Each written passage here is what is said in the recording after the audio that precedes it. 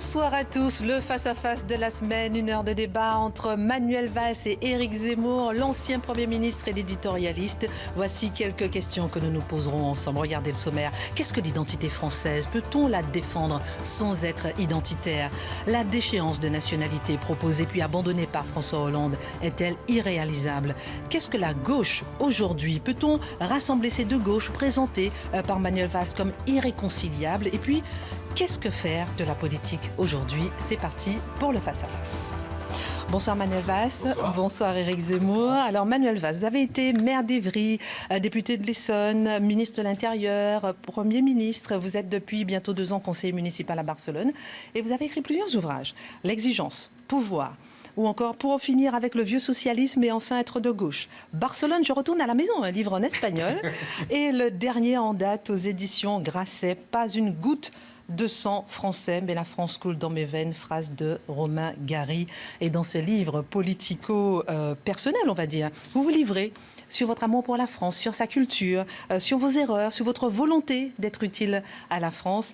Et dans cette déclaration d'amour, vous faites à la France, que vous faites à la France à travers ce livre, vous dressez quand même le portrait de 2 Frances que vous n'aimez pas, celle d'Assa Traoré, sœur d'Adama Traoré, et celle d'Éric Zemmour. Alors, qu'est-ce qui vous dérange dans, je cite, la France d'Éric Zemmour? Je crois qu'il y a toujours un préambule dans cette émission, dans ce débat. On commence à dire tout le bien qu'on pense d'Éric Zemmour, qu'on le connaît depuis longtemps. Non, il n'y a pas de règle, il n'y a pas de règle. Non, je parle des invités.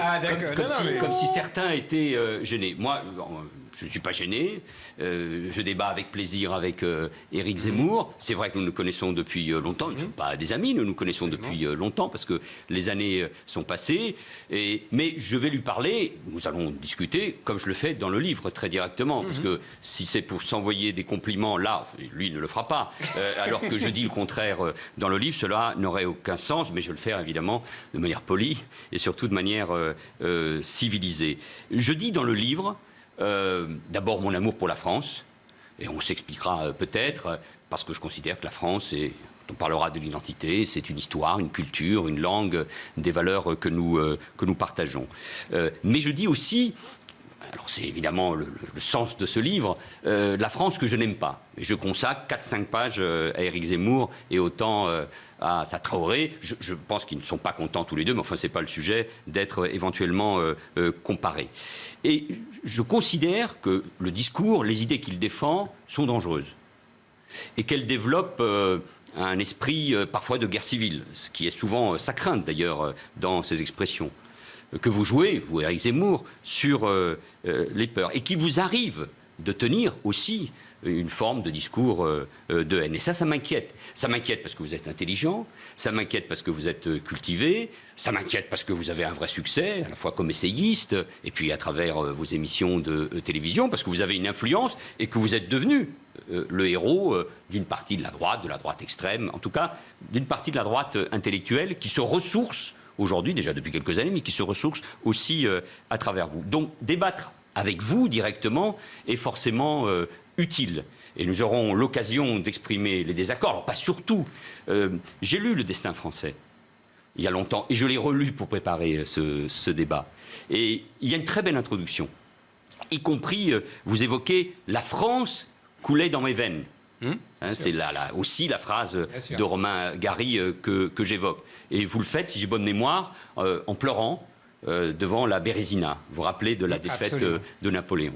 Mais dans le chapitre, vous le terminez, et c'est une manière pour moi, en 2 mots, d'exprimer quels sont mes 3 désaccords puissants, profonds, avec Éric Zemmour, et qui expliquent que je lui ai consacré cette partie dans le livre. Et vous terminez en reprenant au fond une phrase de Napoléon, en tout cas vous la faites vôtre, vous dites de Clovis à Pétain... De Clovis au comité de salut public. Ça, c'est Napoléon. Ça, c'est Napoléon. Et vous dites de Clovis à Pétain.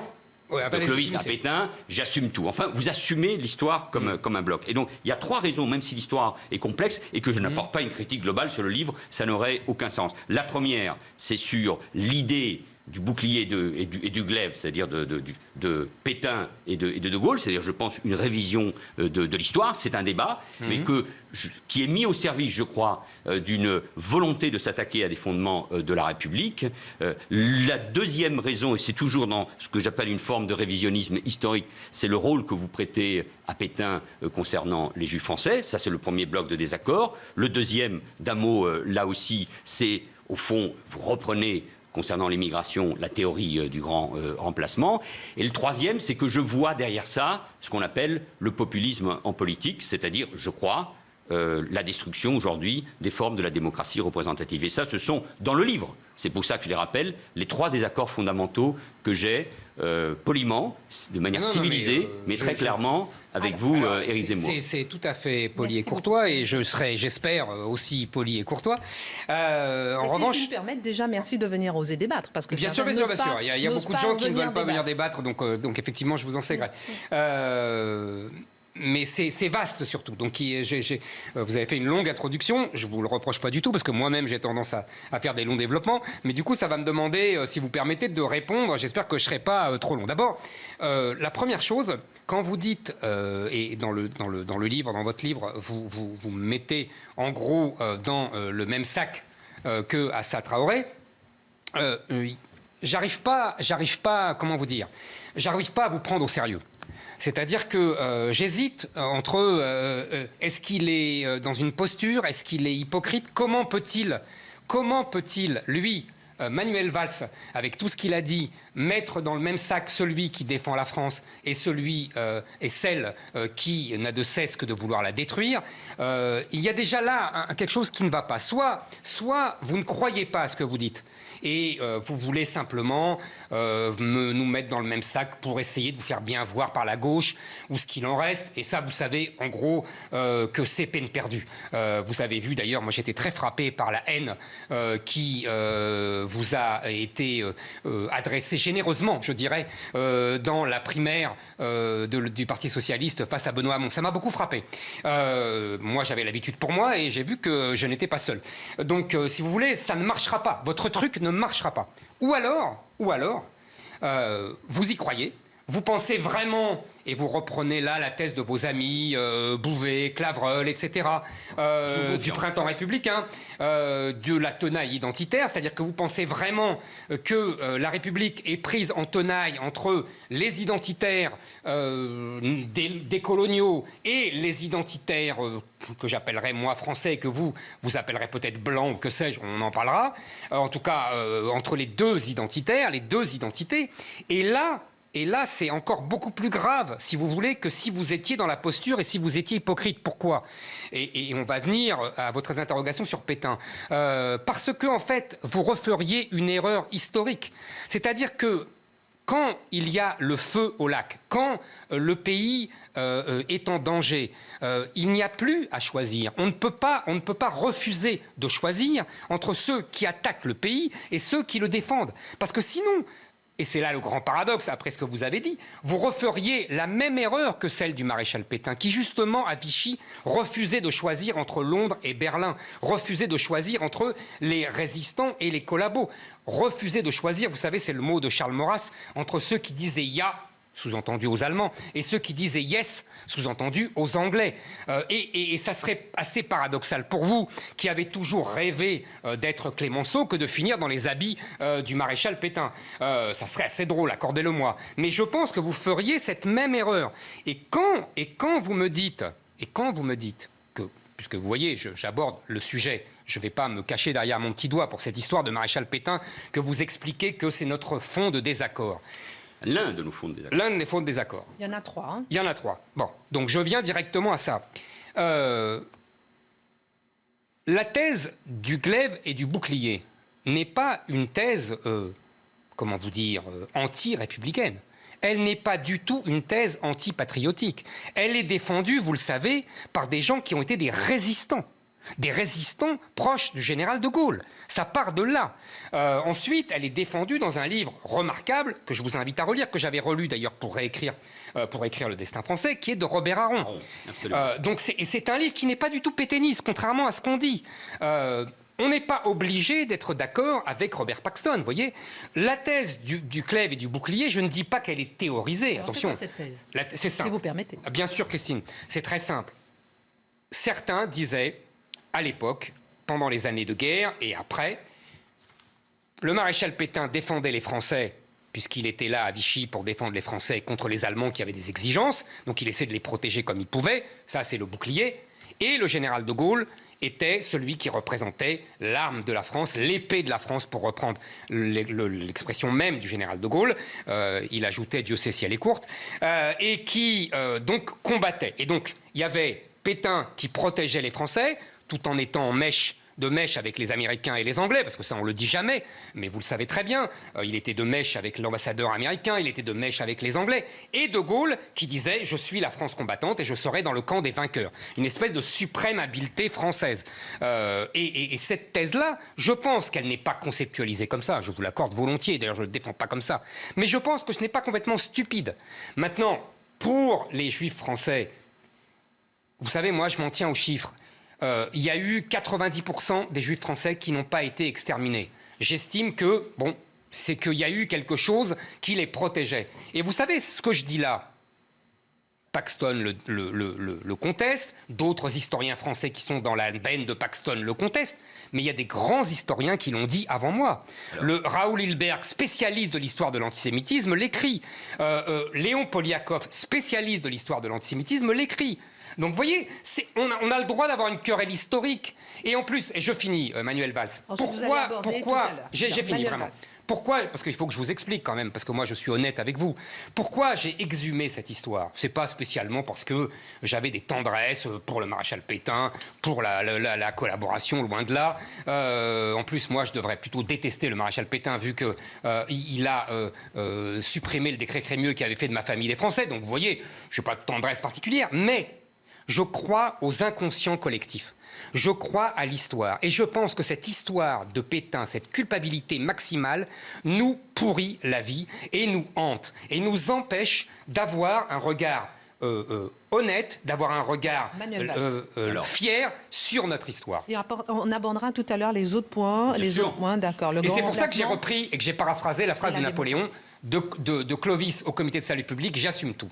Ce que j'ai écrit est profondément sincère. Alors on peut le contester, bien évidemment. Comme vous, quand vous écrivez sur votre regard de l'histoire. Je ne doute pas un seul instant qu'il y a de la sincérité. Donc je le pense. Moi, je n'ai pas besoin de chercher des excuses. Mais quand vous écrivez votre amour pour la France, vous parlez aussi de votre propre parcours, de ma naturalisation, comment je suis devenu français, au fond, quand vous écrivez vous-même sur l'école de la République, sur la morale le matin, sur la carte des géographies, sur, au fond, une éducation, une instruction publique qui était encore celle qu'avaient inventé Lavis et Michelet, on a partagé ça comme des millions et des millions de Français. Et pour nous tous, il y a 40 ou 50 ans, nous étions tous les descendants des Gaulois. Ou plutôt, les Gaulois étaient, selon la formule consacrée, nos ancêtres. Et moi, qui n'ai pas un grand-père poilu, aucun membre de ma famille n'a été dans la Première Guerre mondiale, espagnol ou suisse, italien, je pleure devant Verdun. Je suis comptable de cette histoire que j'ai appris. Donc je suis passionné, comme vous, bien sûr, par l'histoire. De l'autre côté, oui, je pense qu'il y a une tenaille identitaire, c'est vrai. Les thèses, les écrits, depuis longtemps, de Laurent Bouvet notamment, qui, avant bien d'autres, à gauche, a vu la question identitaire, et faute de l'avoir traitée, je parle de la gauche, elle est aujourd'hui, sur cette question-là, et sur bien d'autres, évidemment, en crise. La tenaille identitaire, c'est les deux identités. Vous avez déjà débattu beaucoup de ces questions avec d'autres. C'est ces deux identités qui démontreraient un face-à-face, et d'ailleurs Éric Zemmour défend cette idée au fond, il dit le face-à-face entre deux conceptions de l'identité, et il nous somme de choisir. Oui. Il nous dit il faut choisir son camp. Je refuse. Vous serez obligé de choisir Manuel Valls. Je refuse cela, non pas parce que je ne crois pas à l'affrontement. Moi je pense que l'histoire est tragique. Je sais que nous vivons, et c'est extraordinaire en France et en Europe, tout cas dans plusieurs pays, en paix depuis 70 ans, ce qui ne s'est jamais vu à l'échelle de l'histoire. Mais je refuse ce choix parce que c'est précisément ce que tous les populistes, cherchant une identité, allez, on va aller vite, ça a été le cas aux États-Unis, blanche d'un côté, noire de l'autre, affrontent et prennent en otage la démocratie représentative. Un mot sur le débat. C'est toujours intéressant de revoir l'histoire. Moi, revoir l'histoire, la mémoire, c'est un enjeu politique, c'est un enjeu culturel. L'historiographie française a été pendant des années dominée par l'école marxiste, communiste, celle de Soboul. Puis ensuite, il a fallu François Furet et d'autres pour apporter un autre regard sur la Révolution française. Vous-même, vous apportez le vôtre sur les 1000 ans d'histoire de notre pays. Bon, ça, c'est un débat. Mais l'histoire moderne, contemporaine, celle que nos parents ou nos grands-parents ont vécue d'une manière ou d'une autre, a évidemment encore un poids plus puissant. Et moi, je pense que, sans ennuyer évidemment les téléspectateurs, les auditeurs, ceux qui nous lisent, cette revisitation de Pétain et de Gaulle est intéressante. Vous avez tout à fait raison sur un point. C'est qu'au lendemain de la guerre, au moment des procès de Pétain et des collaborateurs, parfois avec la volonté d'apaiser le pays, cette thèse, et c'était le livre de Haron, a fait florès. Et puis ensuite, il y a eu toute une série d'historiens, je sais que vous les contestez, Jacquel, Azéma, Paxton, bien sûr. Pas Azéma, pardonnez-moi. Azéma, Paxton. Paxton n'est pas Azéma. Non, mais c'est vrai, non, je dis des historiens, les travaux évidemment très importants de Serge Klarsfeld sur la déportation des Juifs, Henri Michel, Laurent Joly, qui me nourrissent et qui m'ont nourri, d'abord ont contesté cette thèse, celle du bouclier, et si entre 40 et 42, on peut penser qu'il y a eu des hésitations, à partir de 42, là, il y a une rupture, d'abord parce qu'on voit qu'il y a la défaite qui est possible, et il y a la déportation des Juifs. Et deuxièmement, alors là, autant sur le premier sujet, c'est un débat, et un débat sans fin, autant sur le deuxième sujet, il faut être précis. Il y a eu 74 150 Juifs qui ont été déportés. C'est les travaux de Klarsfeld. 25 000 étaient français. 200 000 Juifs ont survécu. Grâce à qui? Grâce à Vichy? Non. Non. Grâce aux Français. Souvent grâce à l'administration. Souvent grâce à la police. C'était le cas pendant la rafle du Veldiv, où 2 tiers des Juifs, fort heureusement visés, ont pu échapper grâce à des agents. Et malgré qui? Malgré Vichy, représenté par le secrétaire général de la police. Donc, pardon, Pétain, Darlan, un mot, je termine. Pétain, Darlan, Laval, Bousquet, les premiers signant les lois anti-juives de 40 et de 41, faisant 2 recensements des Juifs, imposant l'étoile jaune, ont mené une politique visant à livrer un maximum les Juifs. Donc, cette thèse, elle ne tient pas la route, et c'est pour cela que, oui, là, je me situe clairement dans ce qu'a été le discours de Jacques Chirac en 95 sur le Veldiv. Il n'y a pas seulement un affrontement... que ce sont des Français qui ont sauvé les Juifs et pas des Juifs. Si, et pas Pétain. Et pas Pétain, pardon. Mais je réponds. Et c'est là, c'est pas seulement une controverse historique. C'est lourd en termes de signification, y compris, pardon, je ne le fais pas, mais d'un point de vue presque éthique, moral, quand on regarde l'histoire. Alors, on a beaucoup de sujets à aborder. Permettez-moi. Je vais essayer de vite répondre, mais je dois répondre puisque Manuel Valls insiste. Bien sûr. Donc, si vous voulez, il n'y a pas, je vous dis, je vous ai dit tout à l'heure, je vous ai cité Raoul Hilberg, je vous ai cité Poliakov. Qu'est-ce qu'ils disent? Ils disent, et vous trouverez les phrases exactement, Vichy a fait un pacte avec le diable, il donne les Juifs étrangers et pour sauver les Juifs français. Et Hilberg ajoute, ça a marché. Je sais que Paxton conteste cette phrase, mais elle n'est pas de moi, vous comprenez? Vous citiez Azéma. C'est pour ça que je vous ai repris, je me suis permis, parce que Azéma ne dit pas comme Paxton. Azéma dit il faut distinguer entre, et ça nous paraît complètement fou aujourd'hui, entre les lois discriminatoires anti-juives de 40, et qu'évidemment je conteste, évidemment que je condamne, mais c'est une évidence, et l'extermination des Juifs, qui est un projet allemand, qui n'est pas un projet français. Et ça n'a rien à voir, en vérité. Le problème, c'est que tout ça s'entrechoque. Et vous avez tout à fait raison. Ensuite, à partir d'octobre, de novembre... Ça provoque l'extermination. Non, ça ne provoque pas. Écoutez, les lois antisémites imposées par les Allemands à Vichy, et Vichy va parfois plus loin, provoquent l'extermination. Mais non, parce que ce ne sont pas les mêmes. Ce sont les juifs étrangers qui sont livrés et ce sont les juifs français qui subissent ces lois. Ce ne sont pas les mêmes. Et il n'y a pas de juifs. Les juifs français sont pris quand, en 1944, justement, Vichy ne tient plus rien et que là, il y a les SS qui arrivent. Par exemple, l'exemple de Simone Veil, qui est arrêtée en 1944, parce que ce sont les SS qui l'arrêtent. Ce n'est plus justement la police française. Mais 1942, ce ne sont pas les SS. Non, c'est la police française. C'est la police française. Mais qui arrête des juifs étrangers. Parce que c'est justement ce qu'on a donné aux Allemands. Aux grands dames des Allemands qui, eux, ne font pas la différence. Regardez l'exemple de Pierre Nora, là, qui est très intéressant. Pierre Nora qui livre ses mémoires et qui raconte comment son père était l'ami de Xavier Vallat, commissaire aux questions juives, et que Xavier Vallat a protégé le père de Pierre Nora parce que ils étaient amis. Commissaire aux questions juives, vous voyez. Donc c'est plus compliqué qu'on ne le dit. Mais bref, on va pas passer l'émission là-dessus.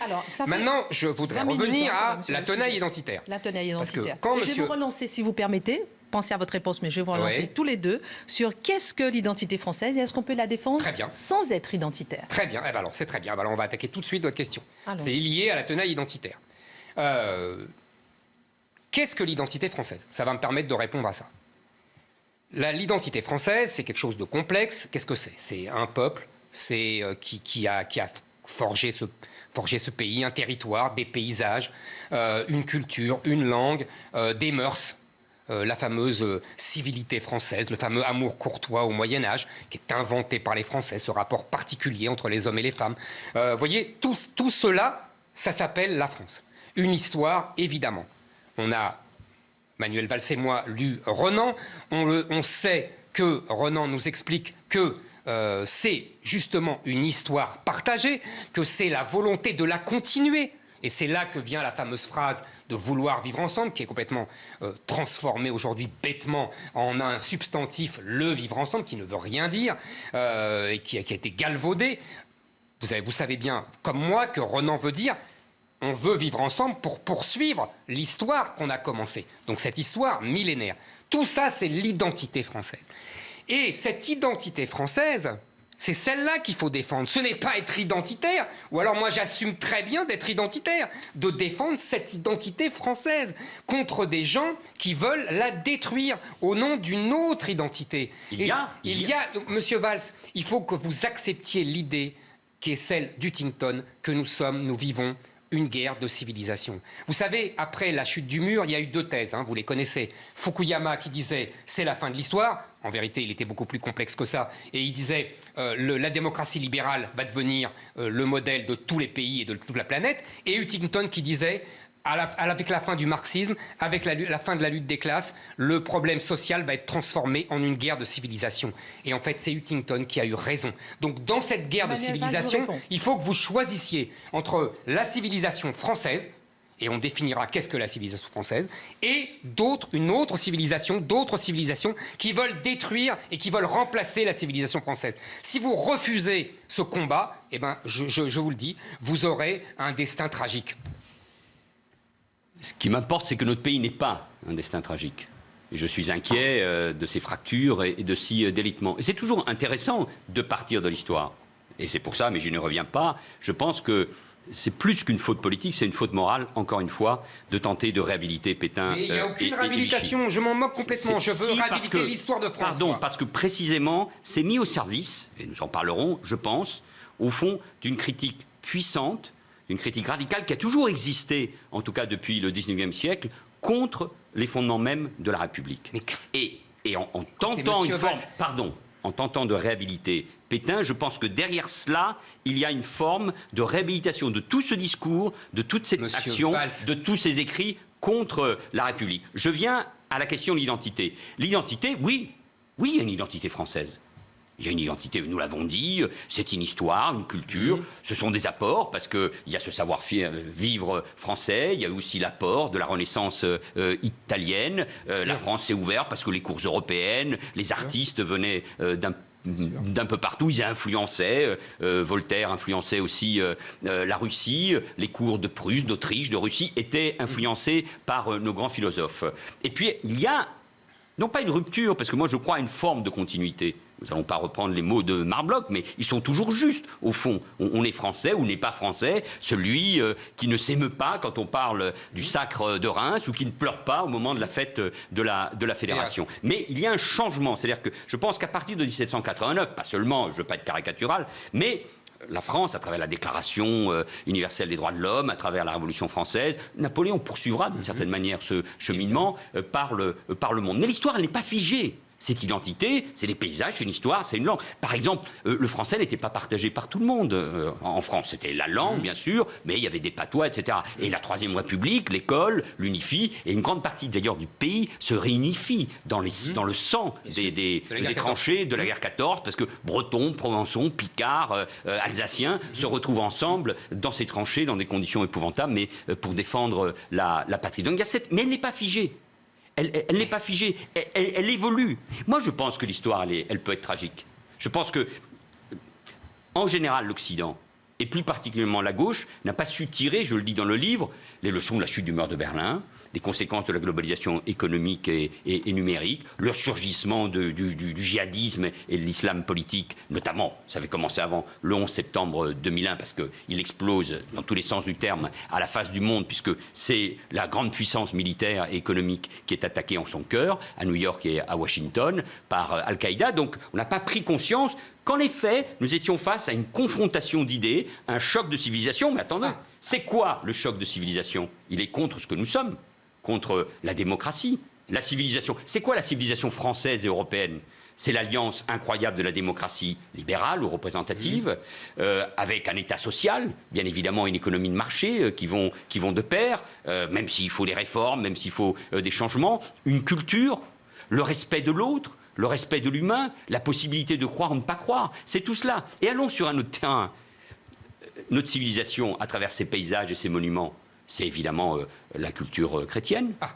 C'est le catholicisme et le protestantisme, avec l'affrontement que nous avons connu en France et qui nous a d'ailleurs beaucoup affaiblis, contrairement à ce qui s'est passé dans d'autres pays. Je parle de cette confrontation.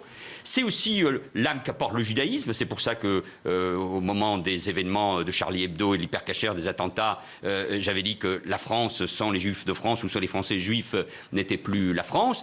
Et c'est d'autres apports. C'est aussi de l'islam, qui est aujourd'hui la deuxième religion de France. Mais au cœur de tout cela... Non, je ne suis absolument pas d'accord. Dans cette identité, il y a cet esprit, républicain. Mais je le répète. Attendez, non, mais parce que là, vous êtes identitaire.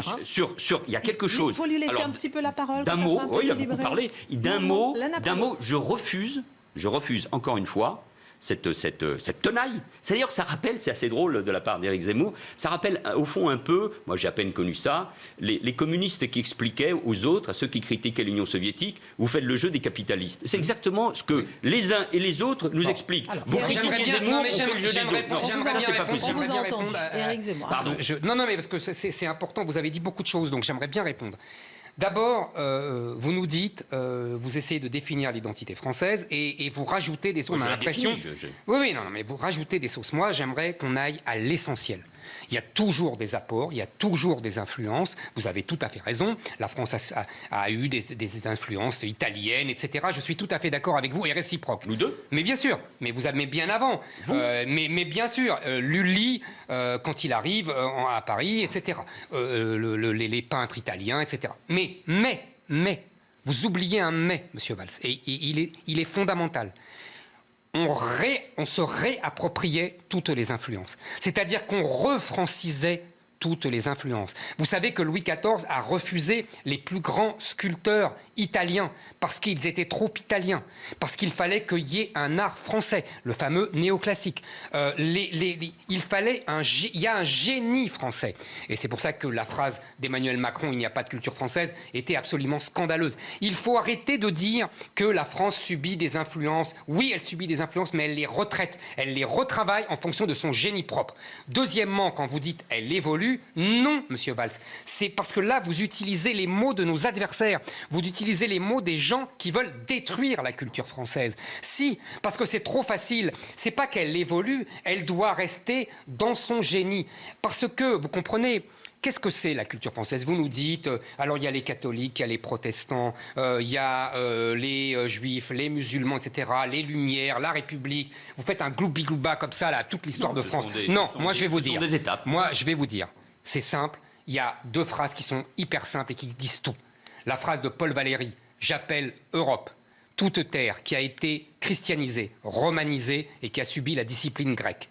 Et le général de Gaulle, vous connaissez cette phrase, qui répond à Perfit et qui lui dit « Qu'est-ce que de Français? Il est bon qu'il y ait des Français bruns, noirs et jaunes, mais ils doivent rester une minorité, parce que sinon ça ne serait plus la France, car nous sommes avant tout un peuple de race blanche, de religion chrétienne et de culture gréco-romaine. Ça, c'est la France, monsieur Valls, il ne faut pas en sortir, et c'est aux autres, c'est ça tout le problème aujourd'hui. Et vous avez parlé de mon émotion quand j'étais enfant devant cette France qu'on nous apprenait à l'école, mais parce qu'on nous apprenait cette France-là que je viens de définir. C'est ça l'identité française. Et l'universal, j'ai l'impression, moi, vous, que vous défendez la République, que vous défendez la démocratie libérale, mais que vous ne défendez pas la France. Moi, ce qui m'importe le plus, c'est la France.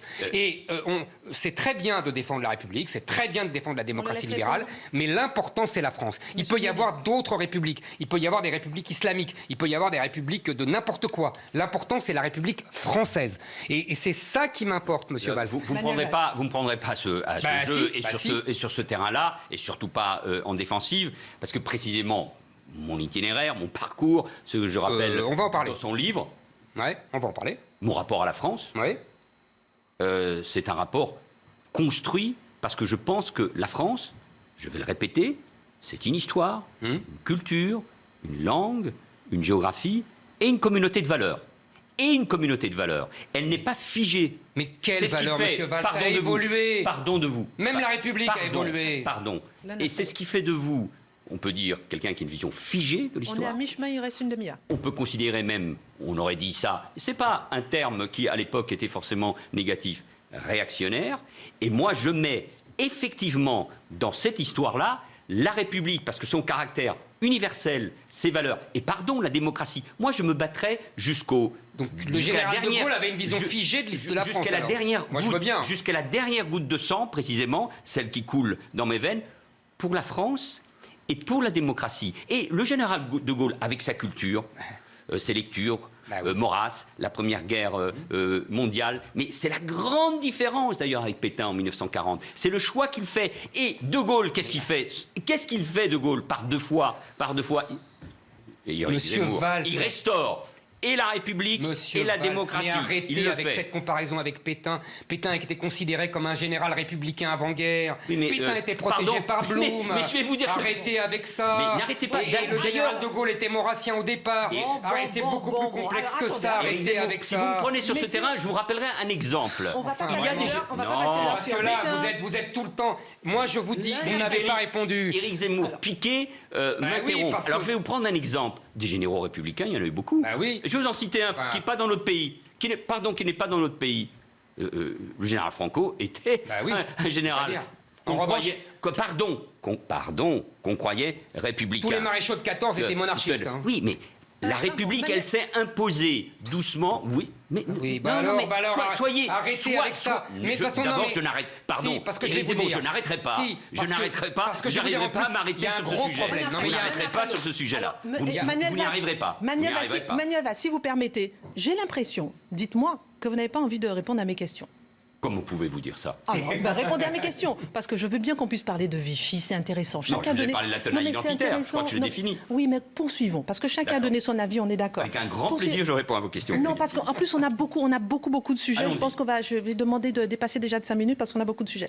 J'aimerais que vous me répondiez sur, on a parlé de défendre justement l'identité, sans être identitaire, là-dessus, sans être identitaire. Est-ce que c'est possible? Dites-moi. À partir du moment où je parle moi-même de l'identité française et je me définis comme français, je pense qu'on peut parler de l'identité française. Le mot identitaire, c'est comme tous les mots qui servent les uns et les autres à marquer le débat public, le débat politique, au sens noble du terme. Il définit ceux qui s'enferment dans leur identité. D'ailleurs, d'une certaine manière, l'identité telle que Éric Zemmour l'a définie lui permet de s'enfermer dans cette identité. Que cette identité, il l'a dit, qui est une identité, blanche, catholique, avec le regard qu'il porte sur l'histoire. Mais oui, mais mon cher Valls, que je ne suis pas. Mais mon cher Zemmour, quand vous voulez. Que je ne suis pas. Oui, c'est ça que j'aimerais que vous faire comprendre. C'est que moi, au départ, je ne suis pas tout ça. Je ne mets pas en cause le fait qu'il soit pas français et lui non plus. Mais non, moi non plus, je ne mets pas en cause. Non, c'est pas le sujet. C'est pas le sujet. Ce que je veux dire par là, c'est que cette culture-là doit être adoptée par ceux qui viennent. Ou sinon, ils ne veulent pas être français. Mais la langue. Non, attendez, je ne parle pas de la langue, je parle de ce que j'ai défini tout à l'heure. L'histoire. Il faut s'approprier la culture chrétienne, la culture gréco-romaine. C'est ça la France. Et c'est cette identité-là qui a créé l'universalisme républicain dont vous parlez. C'est un mot parce que c'est né du christianisme. Allons plus loin. C'est un mot que nous n'avons pas prononcé. C'est un mot c'est l'assimilation. Ben oui. Alors, moi, je suis partisan de l'assimilation à la française. L'assimilation à la française ça ne veut pas dire nier nos origines. Non. Les vôtres, juifs, berbères, celles de vos parents. Ça ne veut pas dire nier, mais ça veut dire les hiérarchiser différemment. La musique aimait votre père. Ça n'est pas nier le fait que mon père était un peintre espagnol, ma mère une suicide italienne.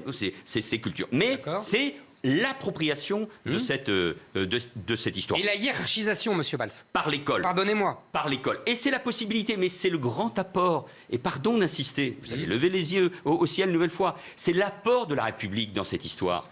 Mais si, parce qu'il y a un événement fondamental qui ne nie pas l'histoire, qui ne nie pas l'apport, par exemple, du christianisme, bien évidemment, dans notre société et dans notre civilisation et dans notre culture, c'est la République, c'est la séparation de l'État c'est la séparation de l'État et des églises. C'est y compris le Code civil. C'est le fait que ce ne sont plus les églises qui gèrent le Code civil, c'est les listes civiles, l'État civil, pardon. Ce sont les mairies. C'est la République, c'est la délégation par l'État. Et ça, c'est un changement profond qui fait que l'assimilation, ce n'est d'ailleurs pas seulement la monarchie qui l'a fait, c'est l'école de la République, et d'ailleurs avec une force incroyable. Il suffit de lire les écrivains bretons ou Jacques Aliès qui expliquent que ceux qui parlaient breton ou provençal, ils étaient au fond de la classe et on leur mettait le bonnet d'âne. Donc, c'est cette... Mais en quoi, aujourd'hui, même s'il y a une confrontation, nous y reviendrons, avec des groupes, avec l'islamisme politique, en quoi, aujourd'hui, cela est-il mis en cause, en quoi ma vision de la République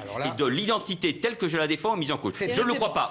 Attendez, je vais puissante, je vais permettre d'être beaucoup plus efficace. L'assimilation républicaine, oui, la République, oui, au sens de Péguy, c'est-à-dire la République, notre royaume de France. Pour moi, il y a une continuité historique sur 1000 ans. La République prend la succession de la monarchie, à la fois sur le plan tocquevillien et à la fois sur le plan symbolique. Comme disait Péguy, la République, notre royaume de France. C'est De Gaulle même, bien sûr. Bien sûr. Deuxièmement, l'assimilation. L'assimilation, qu'est-ce que c'est ? C'est s'approprier l'histoire de France et la faire sienne.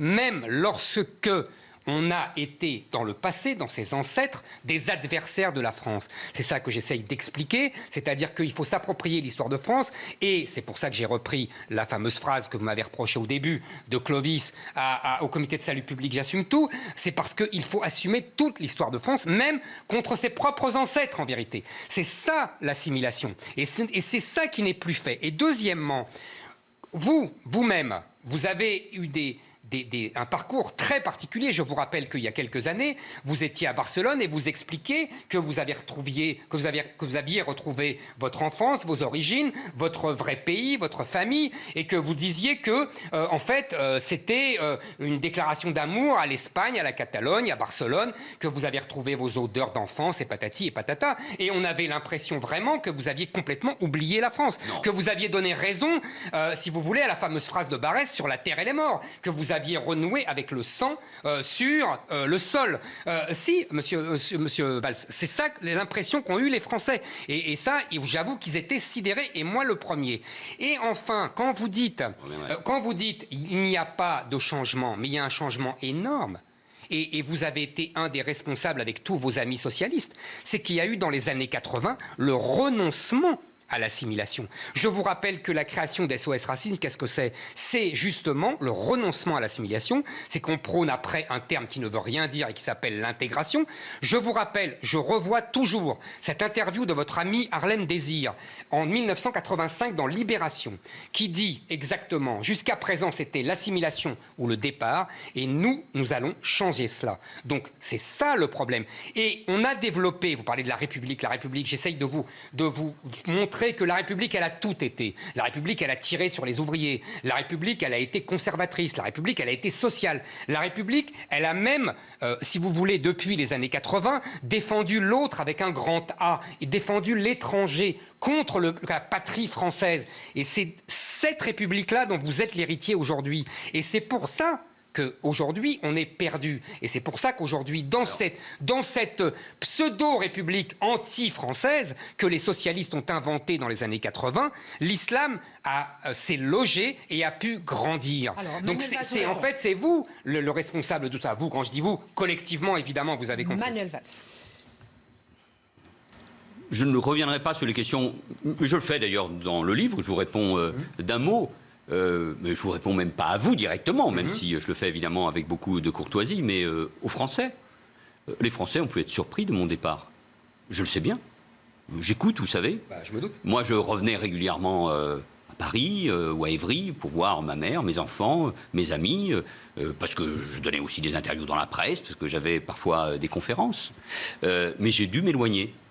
Pour moi-même, parce que je me sentais brisé, cassé, rejeté par les Français, par ma famille politique. J'ai vu un monde se détruire.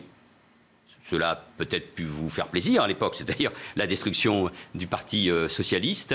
Ma vie intime, personnelle aussi, se défaisait. Et c'est tout le sens de ce livre, c'est pour ça que c'est un livre. Donc ça, la seule chose que j'ai en général, c'est qu'on puisse respecter. Et j'ai retrouvé, c'est vrai, des odeurs, une ambiance de vacances plutôt, d'enfance, d'adolescence.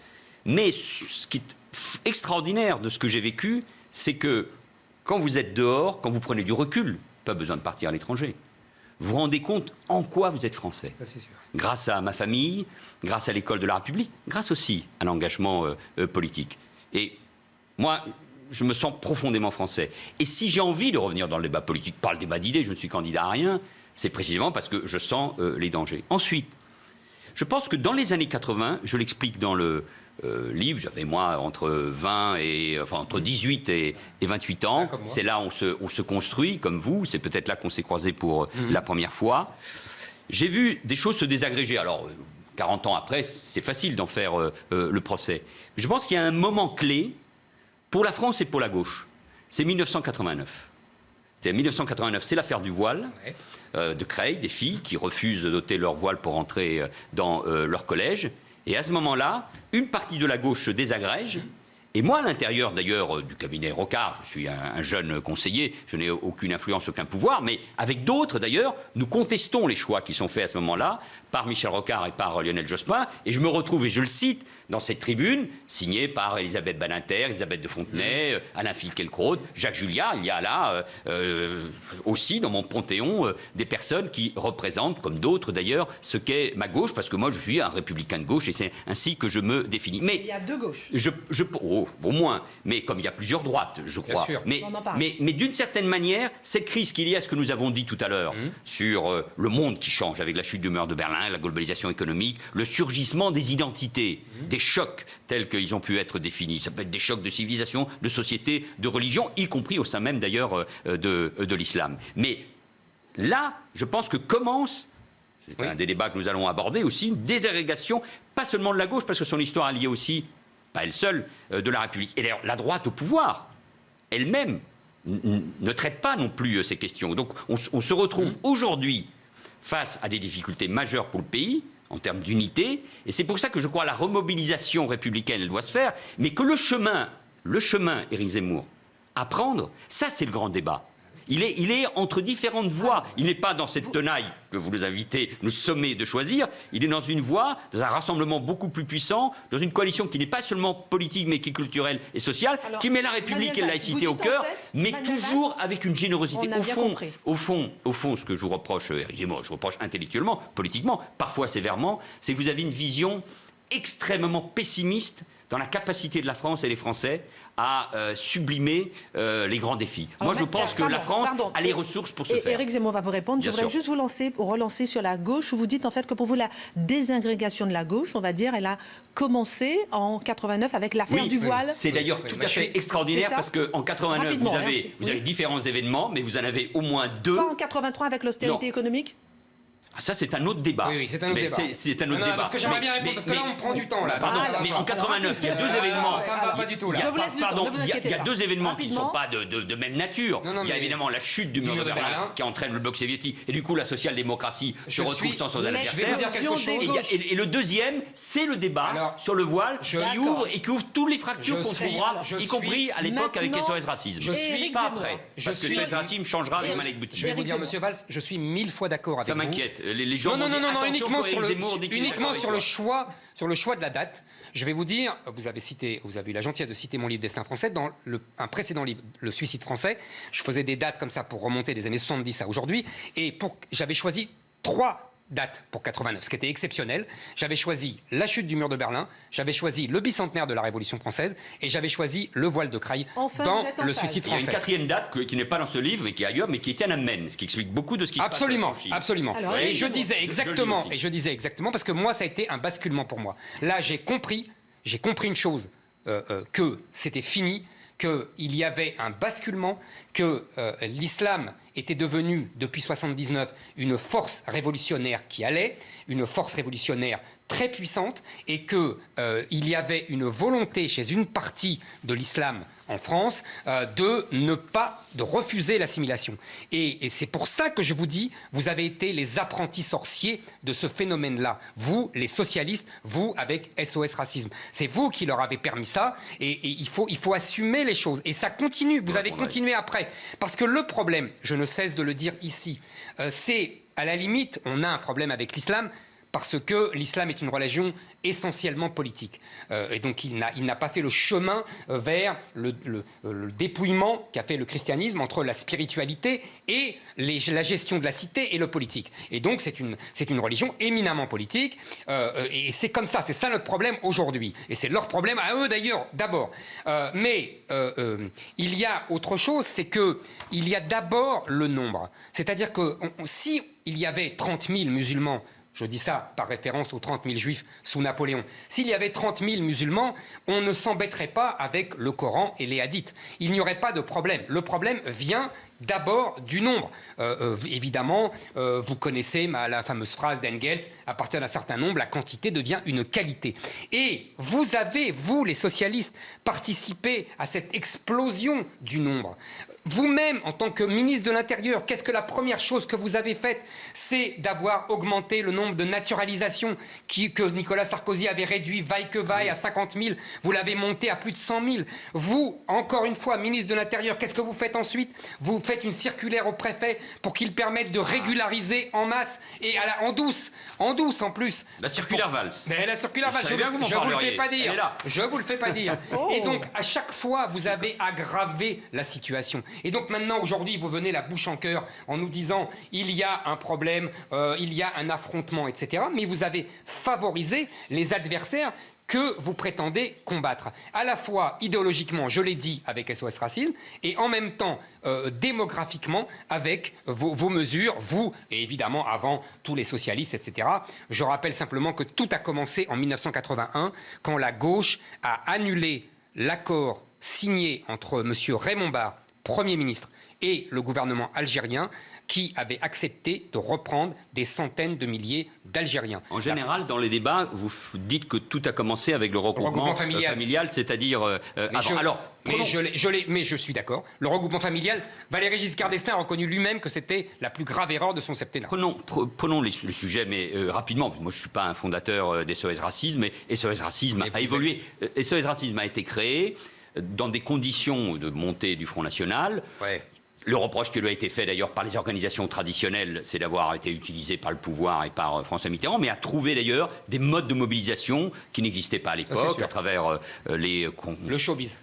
Oui, mais non, pas seulement. Non, mais c'était spectaculaire, hein, c'était beau. Mais ceux qui étaient place de la Concorde, dans la foule, c'est toute une génération qui était dans ce combat contre le Front National. C'était une forme d'engagement politique, à un moment où il y avait des déceptions par rapport à ceux qui gouvernaient. Ce que Lionel Jospin appelait le théâtre antifasciste.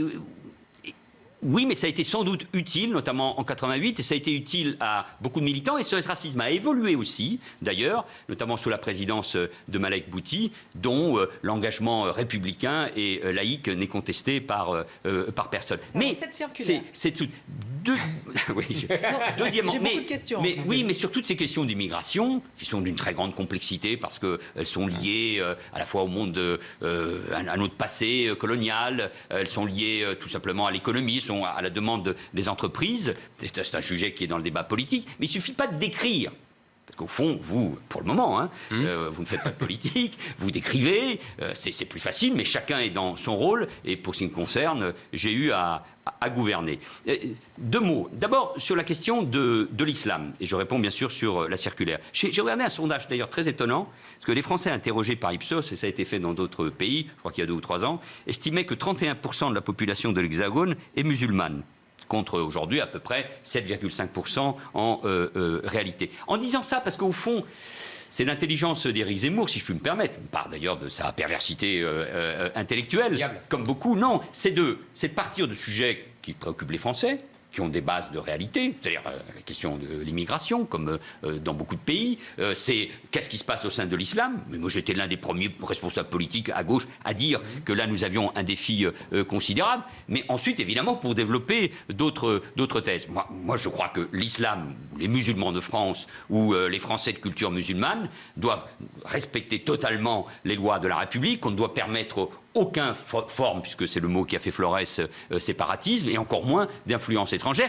et que je considère que c'est l'affaire d'une génération, et que le grand combat, le grand débat, il est d'abord au sein de l'islam au niveau global, et que les djihadistes, l'islam politique, les frères musulmans, les salafistes, parfois avec des États derrière, à commencer par la Turquie, visent l'Europe, parce que c'est là où il y a des communautés musulmanes issues de l'immigration, et que pour nous, parce qu'elles sont là, parce que beaucoup sont français, allemands, néerlandais, britanniques, belges. Non, je veux dire, tout ça, ils sont là et ils ne partiront pas. Donc nous devons démontrer, comme d'autres religions l'ont démontré, que l'islam est totalement compatible avec les règles de la démocratie, de l'égalité homme-femme et de la séparation de l'Église et de l'État. Circulaire. Oui, circulaire. Moi, j'ai pris une circulaire en 2012 qui consistait à préciser les critères de régularisation. Parce que nous nous retrouvions avant 2012 avec des régularisations au fil de l'eau. Et cette circulaire qui a été prise en effet le 28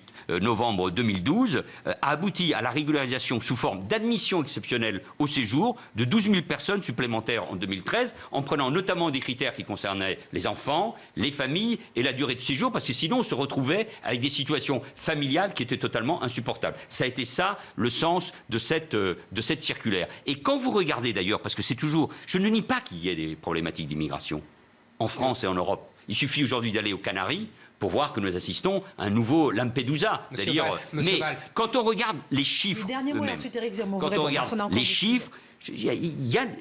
Et c'est là, c'est le deuxième grand désaccord, qui est au fond l'idée que derrière, on va être submergé par l'immigration et par l'islam. Et autant il y a un défi avec l'islam, autant il y a des problématiques de politique d'immigration, autant nous avons un défi qui est celui de l'assimilation, autant je pense que quand on bascule dans votre discours, qui est celui du grand remplacement, de la fin de ce que nous sommes, c'est-à-dire un pays blanc, et du fait que l'islam va nous submerger, à travers des chiffres qui, pour le moment en tout cas, et il faut être quand même sérieux, ne représentent pas ce danger, à ce moment-là, vous alimentez les peurs, vous alimentez la haine, vous alimentez la confrontation entre les Français, comme on les a vus aux États-Unis. Et c'est ça, Éric Zemmour, qui m'inquiète et qui m'a amené d'ailleurs à écrire ce que j'ai écrit et à débattre avec vous Monsieur très Valls, directement. moi, je me souviens de vous, de ces images à la télévision, vous baladant dans votre ville d'Évry et réclamant quelques blancos, quelques whites. Et vous voyez, donc, si vous voulez, quand vous parlez de le grand remplacement qui n'existe pas, en tout cas dans votre ville, il est achevé, le grand remplacement. Non. Ah ben, la preuve, c'est que vous cherchez désespérément quelques blancs à mettre au milieu d'autres. Et combien de villes comme Évry, moi, Monsieur Valls, j'ai grandi, je suis né à Montreux, j'ai grandi à Drancy, dans le 18e à Château-Rouge, je suis retourné dans ces endroits. Ben, je peux vous dire que ce sont aujourd'hui des endroits uniquement maghrébins ou africains, largement islamisés. Et il y en a comme ça des tas où en vérité, on n'est plus en France, au sens où tout simplement, il n'y a plus de mœurs françaises. C'est contradictoire avec ce que je viens de dire. Mais non, c'est contradictoire. Non. Vous êtes en train de minorer. Vous nous dites, je minore rien. Et je vais vous dire, dire mieux, et ne venez pas me dire que c'est parce qu'il y a une mauvaise répartition, parce qu'en vérité, ce qu'on voit là, c'est partout en France. On le voit dans les classes, partout. Le maire de Béziers, Robert Ménard, me disait que dans ces classes, il y a 2 tiers, monsieur Valls, d'enfants maghrébins, 2 tiers d'enfants musulmans. Donc c'est pour vous dire, et ça c'est partout en France, même dans les quartiers bourgeois. Le grand remplacement, c'est simplement une expression qui signifie quoi d'ailleurs? Je vous rappelle qu'elle a été inventée par l'ONU, vous vous souvenez, et que Renaud Camus n'a fait que la reprendre. Et que Renaud Camus, qu'est-ce qu'il explique? Ça, vous allez faire croire à personne. Mais ça. je vous assure que c'est vrai. Non. Mais vous allez faire croire à personne. De toute façon, vous pouvez même prendre la formule qui vient de je ne sais où. Mais c'est pas grave. Mais de toute façon, elle est mise au service d'une thèse. Mais vous avez raison. Complotiste. Non, c'est pas une thèse, pas du tout. Thèse de confrontation, Éric Zemmour. Assumez-le au moins. Mais j'assume. Et nous savons qui est Renaud Camus. Mais bien sûr, Renaud Camus d'abord est un grand écrivain. Renaud Camus est un grand écrivain. Jean Raspail est un grand écrivain. Je vous rappelle que ce qui m'intéresse, c'est les thèses là au-delà. Très bien, mais c'est quand même important de le dire. C'est pas n'importe qui. Ce sont des gens qui ont compté sur le plan intellectuel. On est d'accord. Et deuxièmement, le grand remplacement, qu'est-ce que c'est? C'est un processus démographique qui est en œuvre. Et je vous ai dit dans tous les endroits que je vous ai décrits, et même dans votre ville d'Évry, ce processus est en œuvre. Donc il ne faut pas le nier. Quand vous me dites, vous essayez de minorer, en vérité, avec des chiffres qui sont plus ou moins trafiqués. Ah bon? Mais oui, l'INED trafique les chiffres, tout le monde le sait. Tout le monde le sait, mais bien sûr. Ça c'est du populisme, c'est du baratin. Mais non, c'est pas du baratin, monsieur Valls. Mais c'est une évidence. Ce sont les thèses complotistes. Non, les chiffres sont assez clairs. On reçoit à peu près depuis 10 ans, depuis 15 ans, entre 400 000 et 500 000 immigrés, pour la plupart venus de Maghreb et d'Afrique noire, en entrée légale. Et je ne parle pas d'entrée illégale. Vous vous rendez compte? Entre 400 000 et 500 000. Uniquement par les entrées légales, c'est 270 000 en 2019. Voilà. Plus les 130 000 de droits d'asile, ou 170 000 de droits d'asile selon les années, écoutez-moi, qui sont déboutés, mais qui ne sont jamais renvoyés. Le rapport du Sénat parle de 5%, de 10% de renvoyés. Oui. Et les mineurs isolés, qui sont entre 30 000 et 50 000, qui ne sont ni mineurs ni isolés, mais c'est une autre discussion, et qui rajoutent ça. Faites le total et vous allez voir que vous arrivez... Et que vous arrivez très vite par 500 000 par an. 2 choses. Oui, je vous en prie. Vous êtes ancien ministre de l'Intérieur, éclairez-nous sur les chiffres. Oui. Et deuxième chose, un mot sur la binationalité, puisque sous François Hollande, il avait, après les attentats, voulu justement avoir cette déchéance de nationalité pour certains individus. Ça a été proposé, puis retiré sous les huées. Est-ce que c'est irréaliste, évidemment, et sous le choc, et voilà. On peut traiter les 2 sujets à part. Oui, tout à fait, l'un après l'autre. Les chiffres et ensuite la binationalité. D'abord, les chiffres. Il y a à peu près 66,9 millions de Français. Il y a à peu près 5,5 millions d'immigrés. C'est-à-dire que ça représente 10% de la population. Parmi eux, 2,4 millions ont acquis la nationalité française, par décret ou par mariage, ce qui représente plus de 100 000 par an. Il y a donc 4,8 millions de personnes, ça peut être un peu plus, mais allez, arrondissons à 5 millions, essentiellement nées à l'étranger. Parmi ces personnes, il y a 1,7 million de personnes nées de nationalité française à l'étranger. Donc vous avez, si je fais cette addition, 8,2 millions de Français, c'est les chiffres d'il y a 1 an et demi, 2 ans, donc on peut évidemment les corriger, vivant en France, nés à l'étranger, ce qui représente 12,3% de la population. Tous les ans, il y a à peu près entre 250 000, moi j'arrondis, ça peut être un peu plus, titres de séjour qui sont délivrés. Il y en a 83 000 étudiants. C'est une politique que j'ai assumée, que d'autres ont assumée. Des vrais étudiants considérant que nos universités devaient s'ouvrir, et notamment pour les élites. Je suis dubitatif, moi, monsieur Valls. On peut avoir des interrogations. Vous avez 90 000 pour des motifs familiaux, c'est le regroupement familial, 33 000 pour le travail, l'immigration économique, et 33 000 autour de l'asile. Ça fait entre 250 et 270. C'est-à-dire ceux qui n'ont pas été déboutés. Vous avez ensuite, entre les entrées et les sorties, ce qu'on appelle le solde migratoire, entre 50 000 et 100 000. Ensuite, vous avez un sujet que j'aborde et qu'il faut affronter, qui est celui de l'immigration régulière. Alors là, comme il n'y a pas de chiffres, par essence... Irrégulière, vous voulez dire. Irrégulière, vous avez raison de me corriger, autour de 300 000, quand on regarde les chiffres de l'AME, de l'aide médicale, peut-être un peu moins, peut-être un peu plus. Et il y a un vrai sujet, qui est celui de la capacité de l'administration française à exécuter c'est vrai pour les déboutés du droit d'asile, c'est vrai pour ceux qui sont en situation irrégulière, les reconduites à la frontière. Mais en disant ces chiffres, ce que je veux dire, c'est que ce sont des chiffres importants qu'il faut. Ce sont exactement les chiffres que je vous ai donnés. Ce sont des chiffres importants, je les ai rappelés, qu'il faut correspondre au nombre de Français. Et deuxièmement, comme j'ai parlé de ghettoisation, d'apartheid territorial, social, ethnique, voire religieux. Comme j'ai été élu d'Argenteuil et surtout, évidemment, d'Évry. Comme j'ai vu ce qui s'est passé en banlieue. Quand j'ai vu que des Français juifs, par exemple, quittaient la banlieue parce qu'ils se sentaient en danger, poursuivis par un antisémitisme de quartier dont j'ai été l'un qui ont parlé le plus clairement sur ces sujets-là, cette ghettoisation, elle existe. Elle existe dans des banlieues, elle existe dans des villes. Et donc, c'est derrière cela, toutes nos politiques. Moi, je ne parle pas d'habitat, je ne parle pas de logement, je ne parle pas de politique de la ville.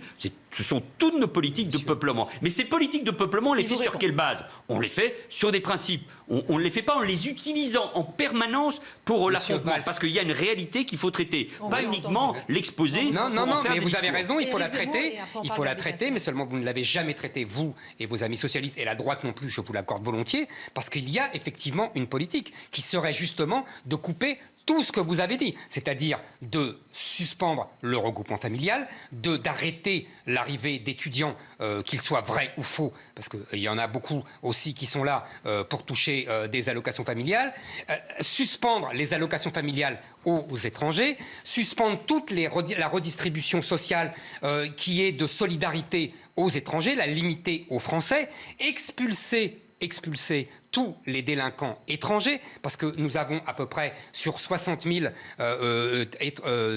prisonniers, il y a à peu près, je crois, 15 000 étrangers dans les prisons françaises, et je ne parle pas des doubles nationalités, puisqu'on doit parler de la double nationalité.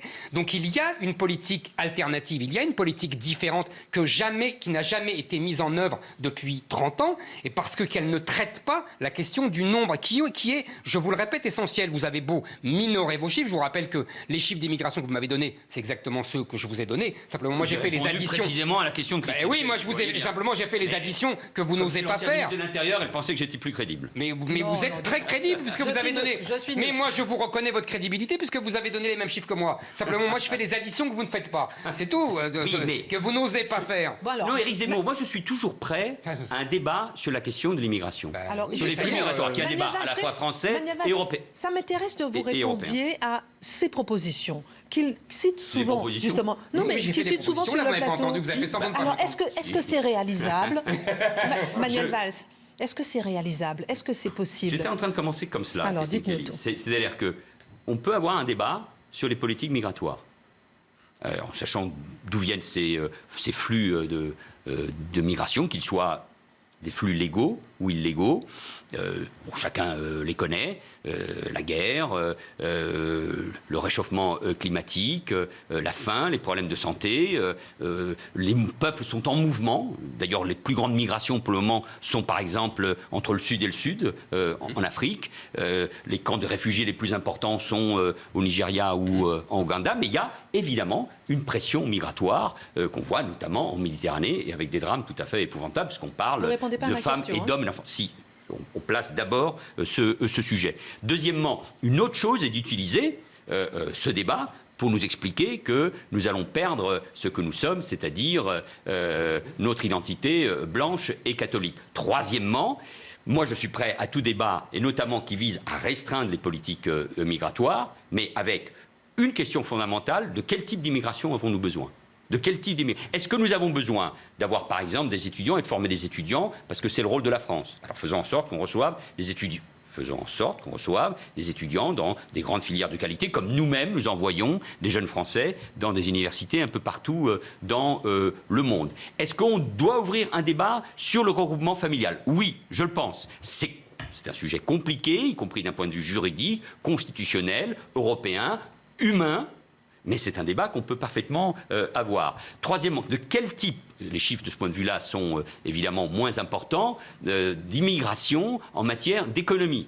Et moi, je l'ai déjà écrit par le passé, c'est un sujet complexe aussi d'un point de vue juridique. Je suis favorable à des politiques de quotas, comme d'autres pays l'ont fait, par rapport aux besoins de notre économie. Donc je ne suis absolument pas fait. Quatrièmement, il nous reste 3 minutes. Quand l'immigration ou quand les immigrés arrive dans notre pays, il faut une autre politique de peuplement, parce que sinon on va accroître la situation que nous retrouvons dans nos quartiers. Donc on peut traiter ces questions-là en républicain, en démocrate, avec des valeurs, avec fermeté, mais sans créer les conditions d'un affrontement et au nom de théories qui me paraissent aujourd'hui dangereuses, qui sont populistes et qui font mal à l'unité nationale. Éric Zemmour vous répond et ensuite vous aurez le mot de la fin. Deux choses. Quand j'entends un homme politique de gauche comme de droite dire on va gérer la question de l'immigration, mais avec fermeté et humanité dans le cadre des mesures républicaines et démocratiques, je sais qu'on ne fera rien. Parce que c'est exactement ça qui s'est passé depuis 40 ans. Sans respect du droit, sans humanité. Mais non, le droit est fait pour être changé, monsieur Valls.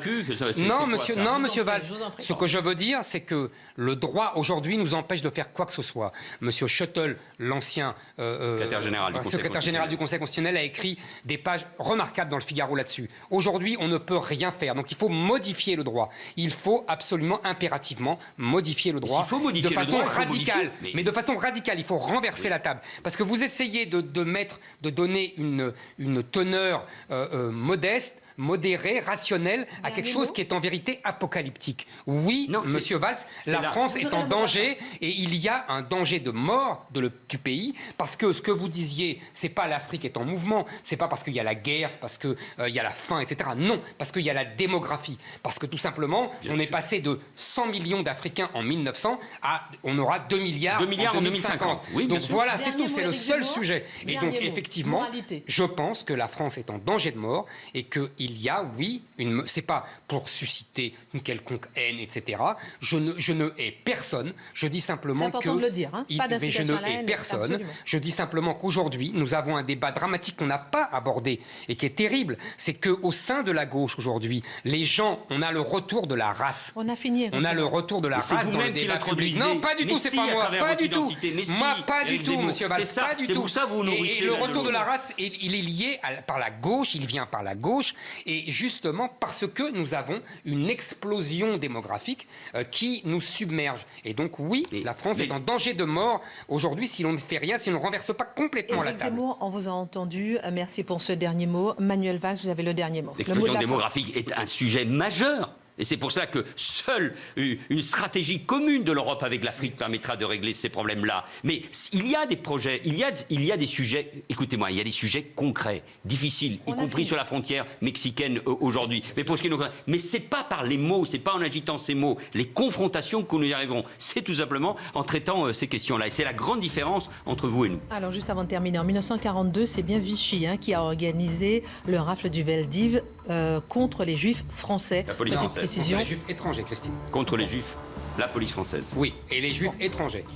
Merci messieurs pour ce débat. Manuel Valls, est-ce que vous avez remarqué que vous n'avez pas abordé tous les sujets, donc il faudra revenir? Je reviendrai avec plaisir.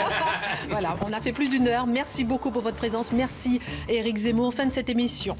Tout de suite, la belle histoire de France, le temps des cathédrales, ces années où Notre-Dame était notamment construite. Comment, dans quelles circonstances? C'est tout de suite sur CNews.